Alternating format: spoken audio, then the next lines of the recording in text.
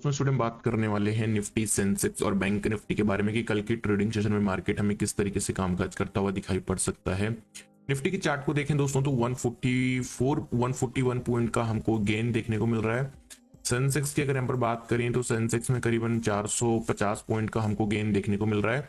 और वहीं पर बैंक निफ्टी की बात करें तो 800 पॉइंट हमको बैंक निफ्टी आज तेज होता हुआ दिखाई पड़ा because of the Kotak bank और साथ में उसका दे दिया फिर एचडीएफसी बैंक ने। तो कोटक बैंक कहीं ना कहीं 10% तक भाग गया था आज के दिन पे।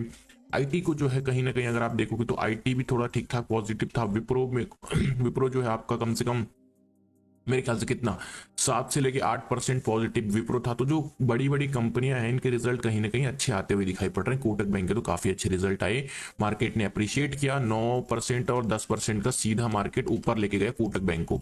साथ में एचडीएफसी बैंक ने भी थोड़ा थोड़ा कॉन्ट्रीब्यूशन देना शुरू कर दिया।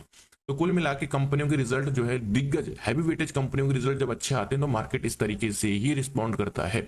तो बैंक निफ्टी में एक अच्छी खासी मोमेंटम हमको देखने को मिली। वो यूएस मार्केट में अगर देखोगे तो यूएस फ्यूचर्स कहीं ना कहीं हमको फ्लैट दिखाई पड़ रहे हैं। डाउ जोन्स में एक अच्छी खासी तेजी थी जिसकी वजह से हम गैप अप ओपन हुए, उसके बाद एक शार्प कट आया, फिर उसके बाद फिर से रैली आई। सबसे पहले हम बात करेंगे कि वर्ल्ड मार्केट्स में चल क्या रहा है। यूएस फ्यूचर्स फ्लैट दिखाई पड़ रहे हैं, तेजी आएगी नहीं आएगी, फ्यूचर्स चलते रहेंगे, मार्केट आज बंद रहेंगे यूएस के, तो हमारे मार्केट में कल कुछ ज्यादा इंपैक्ट इसका नहीं पड़ने वाला है। Is that clear.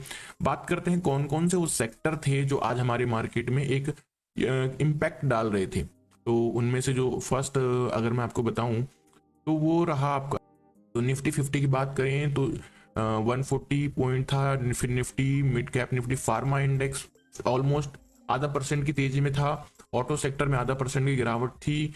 PSU bank में 2% की तेजी थी। मेटल सेक्टर में 1% की तेजी थी। निफ्टी स्मॉल कैप में कुल मिला के मिले जुला कारोबार देखने को मिला। निफ्टी के स्मॉल कैप और मिड कैप में इतनी कुछ खास 1-1.5% की तेजी थी, बट जो लार्ज कैप में आज अच्छे स्टॉक्स भागे हैं, कुछ कुछ स्टॉक्स में काफी अच्छा मोमेंटम आया है। कल के दिन पे किस तरीके से ट्रेड करके चल सकते हैं उसके लिए गेम प्लान बनाते हैं। 1 आवर का टाइम फ्रेम हमने पहले देख लेते हैं, फिर एक काम करते हैं पहले 1 डे का टाइम फ्रेम देख लेते हैं। अभी मार्केट में कुछ खास है नहीं। मार्केट ने क्या किया था, द बेस्ट थिंग अबाउट, मैं वीकली टाइम फ्रेम पे दिखाता हूँ, let me show you. Weekly time frame पर जो सबसे अच्छी चीज आज हुई है, मैं वीकली टाइम फ्रेम ऐसे जनरली देखता नहीं हूं बट कभी कभी देखना पड़ता है जब इंपॉर्टेंट बन जाता है। तो this is your left shoulder, this is your head and this is your right shoulder. अब वीकली टाइम फ्रेम पर हुआ क्या था कि वीकली टाइम फ्रेम पर मार्केट ने अपना हेड एंड शोल्डर्स पैटर्न का दे दिया था ब्रेकडाउन, बट फाइनली वो ब्रेकडाउन कंप्लीट होकर मार्केट इसके ऊपर आ चुका है। अपने हेड एंड शोल्डर्स पैटर्न की जो नेक लाइन थी उसके ऊपर ट्रेड करने लग रहा है। तो ये एक अच्छी बात है उन ट्रेडर्स के लिए जो लोग बियरिश नहीं रहते हैं, जो लॉन्ग पोजीशन ज्यादा लेते हैं, तो उन लोगों के लिए अच्छी बात है।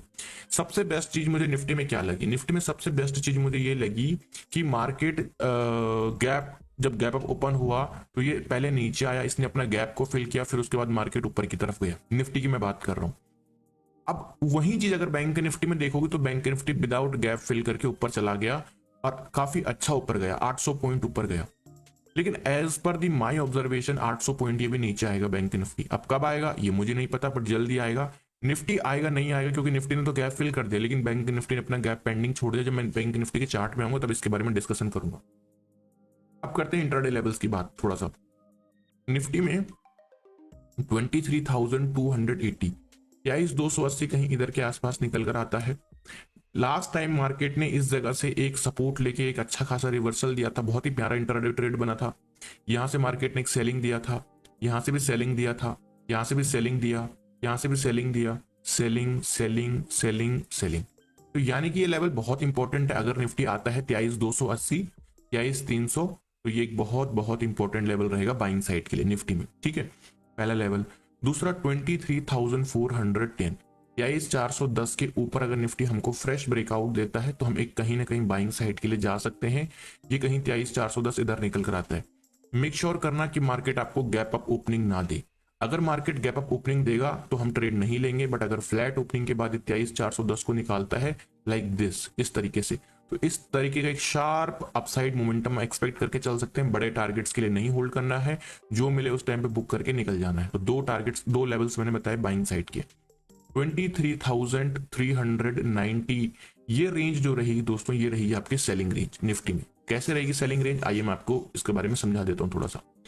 क्यों क्योंकि आज के दिन पे आप देखोगे तो मार्केट ने कल के दिन पे मार्केट में सेलिंग आई थी, फिर सेलिंग आई, फिर सेलिंग, तो कुल मिला के बोला क्या जा रहा है कि मार्केट 23,400 को ऊपर के लिए नहीं ब्रेकआउट दे पा रहा था। तो अगर निफ्टी अगेन यहाँ पर रेजिस्टेंस लेता है तो एक सेलिंग हल्का फुल्का मोमेंटम एक्सपेक्ट करके चल सकते हैं, लेकिन बड़े टारगेट के लिए होल्ड नहीं करेंगे, जो मिलेगा उसको लेके निकल जाएंगे। ये रही दोस्तों निफ्टी में एनालिसिस। बात करते हैं सेंसेक्स में किस तरीके से ट्रेड करना है। पहले वीकली टाइम फ्रेम पर देखेंगे। वीकली टाइम फ्रेम पर आप देखोगे तो same kind of channel pattern, head and shoulders pattern बना हुआ था, but the bad thing is here कि इस नेकलाइन के ऊपर अभी तक जो ये नहीं आया है मार्केट सेंसेक्स में, तो इसमें कहीं ना कहीं भी फिर भी हम खतरे के जो है आसपास अभी मंडरा रहे हैं। थोड़ा सा सेंसेक्स में अगर हम देखें दोस्तों, थोड़ा सा चार्ट को जूम करें, the best thing about the Sensex is इसने भी सेम वही चीज करी जो निफ्टी ने करी। ये गैप अप तो ओपन हुआ, लेकिन पहले नीचे आया, गैप को फिल करा, फिर ऊपर गया, ये जो कि अच्छी बात है। पर बैंक निफ्टी में ऐसा नहीं हुआ है।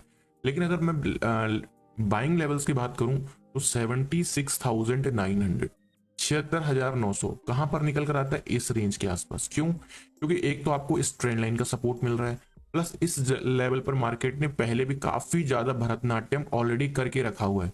तो यहां पर अगर आता है तो यहां पर हम एक बाइंग साइड के लिए देख सकते हैं। ठीक है, दूसरा जो बाइंग लेवल रहेगा दैट विल बी 77,300 का ब्रेकआउट। 77,300 का ब्रेकआउट आपका निकल कर आता है ये, यानी कि अगर मार्केट फ्लैट ओपनिंग करता है या फिर गैप डाउन ओपनिंग जिसके चांसेस कम है, और उसके बाद 77,300 को निकालते तो ही हम बाइंग के लिए देखेंगे, अदरवाइज हम बाइंग के लिए नहीं देखेंगे। इन केस अगर मार्केट गैप अप ओपन होता है तो हम बाइंग के लिए नहीं देखेंगे। तो ये तो रही बात बाइंग साइड की। सेलिंग 78,850, 78,850, 78,850 नहीं होगा, दरअसल ये होगा आपका 76,850 होगा ये, तो 76,850। तो यानी कि अगर इन केस सेंसेक्स 76,850 यानी कि इस लेवल को, कैसे मार्केट ने इस ट्रेंड लाइन को तोड़ा, वीक हो गया, दूसरा इस सपोर्ट को तोड़ा, फिर वीक हो गया, तो इस लेवल के नीचे निकलता है तो हम यहां तक के टारगेट एक्सपेक्ट कर सकते हैं, जो कि यहां से 300 से लेके 350 पॉइंट हो जाते हैं।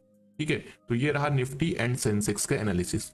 अब बात कर लेते हैं यहाँ पर बैंक निफ्टी में किस तरीके से ट्रेड करना है। तो मैं आपको बता रहा था ना कि जो चीज अच्छी नहीं हुई, गैप अप ओपन हुआ, थोड़ा नीचे आया, अगर 2-3-4 पॉइंट मतलब 100-50 पॉइंट और नीचे आता तो अच्छा हो जाता, बट इसने ऐसा नहीं किया, कंटिन्यूअसली ऊपर गया, जा नहीं था उसको, क्योंकि कोटक बैंक ऊपर की तरफ मार्केट को खींचे जा रहा था, तो वो निकल गया फिर ऊपर की तरफ, और फिर बाद में HDFC बैंक ने कंट्रीब्यूशन दिया तो फिर एक और तेजी से निकल गया।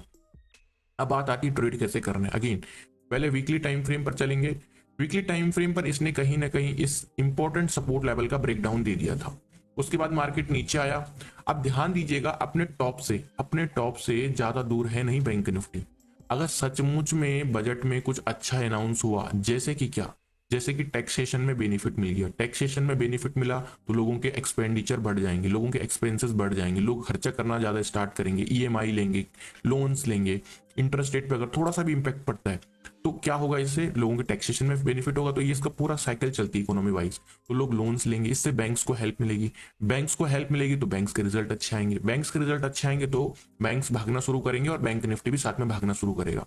तो बजट में अगर जो है हमारी फाइनेंस मिनिस्टर कुछ भी अच्छा बोलती हैं या कुछ अच्छा देती हैं जनता के लिए, तो मार्केट यहाँ से उड़ सकता है। ध्यान दीजिएगा इस चीज का। और फाइनेंशियल सेक्टर को ज्यादा बेनिफिट होने की पॉसिबिलिटीज है अगर उन्होंने आम जनता के लिए कुछ भी किया, क्योंकि आम जनता अगर इसका बेनिफिट लेगी तो उसका सीधा सीधा डायरेक्टली इफेक्ट पड़ता है बैंक्स को, और बैंक्स को अगर फायदा हुआ तो बैंक निफ्टी को ऑलरेडी फायदा होगा। अब बात कर लेते हैं यहाँ पर 15 मिनट के टाइम फ्रेम पर। तो 15 मिनट के टाइम फ्रेम पर लेवल्स देख लेते हैं कौन कौन से इंपॉर्टेंट है ट्रेडिंग के लिए। बैंक निफ्टी में 49,000 का जो इंपॉर्टेंट लेवल है ये हमारे लिए रहने वाला है, 49,000 का ये। इनकेस अगर यहाँ कहीं मार्केट मिलता है तो एक बाइंग साइड के लिए हम देख सकते हैं बैंक निफ्टी को। ओके, दूसरा एक ही मेरे पास लेवल है बाइंग का, अगर ब्रेकआउट आता है तो ब्रेकआउट में हम निफ्टी को कंसिडर करेंगे, दोस्तों यहाँ पर सेंसेक्स को, बट बैंक निफ्टी को हम ब्रेकआउट के लिए भी नहीं देखेंगे फिलहाल के लिए। सेलिंग लेवल की बात करता हूं बैंक निफ्टी में तो 49,600, तो 49,600 यानी कि ये लेवल, इस लेवल के आसपास कहीं अगर मार्केट रेजिस्टेंस लेता है, गैप अप ओपन होता है तो एक सेलिंग लेवल की तरह काम करेगा और क्विक मोमेंटम हमको डाउन साइड को देखने को मिलेगा। तो ये फर्स्ट लेवल रहा। और 49,000 तो यही लेवल दो ध्यान में रखिए। 250 पे भी हम सेल करके चल सकते हैं जो कि कहीं इधर है, बट इस लेवल को मैं अभी इतना इंपॉर्टेंस नहीं दूंगा जितना इसको दूंगा और पहला वाले को दूंगा। तो ये रहा दोस्तों निफ्टी, बैंक निफ्टी, सेंसेक्स के एनालिसिस। आई होप कि वीडियो अच्छी लगी होगी। वीडियो अच्छी लगी तो वीडियो को लाइक करना, चैनल पे पहली बार सब्सक्राइब और बेल आइकन प्रेस कर देना ताकि आपको हर वीडियो की नोटिफिकेशन मिल सके।